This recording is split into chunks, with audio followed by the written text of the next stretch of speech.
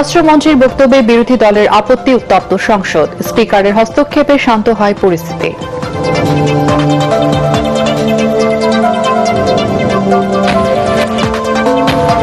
রাষ্ট্রের কল্যাণে নিরপেক্ষভাবে কাজ করার অঙ্গীকার রাষ্ট্রপতির। ইসিকে সততা ও নিষ্ঠা বজায় রাখার নির্দেশ।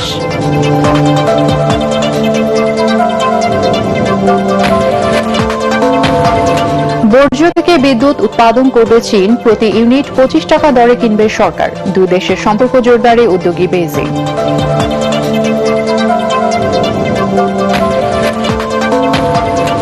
জমি সংক্রান্ত বিরোধে রংপুর 4 মার্ডার কিনা খতিয়ে দেখছে পুলিশ। প্রকৃত রহস্য উদ্ঘাটনে গোয়েন্দা সংস্থা ব্যর্থ, মন্তব্য গোলাম পরওয়ারের।